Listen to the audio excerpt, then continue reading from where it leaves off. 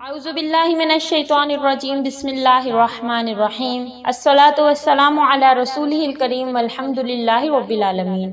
السلام علیکم ورحمۃ اللہ وبرکاتہ۔ معزز سامعین کرام، امید کرتی ہوں کہ آپ سب خیریت سے ہوں گے۔ آج میں جو وظیفہ لے کر آپ کی خدمت میں حاضر ہوئی ہوں وہ وظیفہ ہے رنگ کو گورا کرنے کے لیے قرآن پاک کی ایک آیت ہے جس کا وظیفہ لے کر میں آپ کی خدمت میں حاضر ہوئی ہوں۔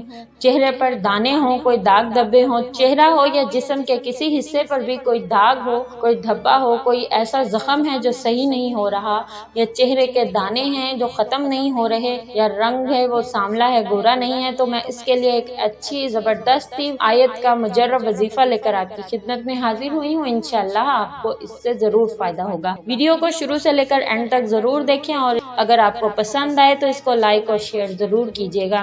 میرے چینل کو سبسکرائب کر دیجیے اور ساتھ ہی لگے بیل نوٹیفیکیشن کو آن کر دیں تاکہ میرے چینل پہ آنے والی ہر نیو اپڈیٹ آپ کے پاس نوٹیفیکیشن کی صورت میں پہنچ سکے۔ تو آج کا میرا جو وظیفہ ہے یہ سورۃ البقرہ کی ایک آیت کے متعلق ہے۔ اس آیت کو آپ نے جو بھی کریم استعمال کرتے ہیں، جو بھی ٹیوب استعمال کرتے ہیں زخم کے لیے یا چہرے کی خوبصورتی کے لیے، جو بھی آپ کریم استعمال کرتی ہیں اس پر آپ نے اس آیت کو 41 مرتبہ اول آخر درود شریف پڑھ کر پھونکنا ہے، اور جب بھی آپ نے وہ کریم استعمال کرنی ہے بسم اللہ الرحمن الرحیم کہہ کر اس کو اپنے چہرے پر لگانا ہے، زخم پر لگانا ہے، دانے پر لگانا ہے۔ انشاءاللہ اس کی برکت سے آپ کی چہرے کی رنگت بھی صاف ہو جائے گی اور آپ کے دانے بھی ختم ہو جائیں گے اور داغ دھبے بھی دور ہو جائیں گے۔ تو وہ آیت جو ہے وہ سورۃ البقرہ کی آیت ہے، مسلمۃ لا شیۃ فیہا۔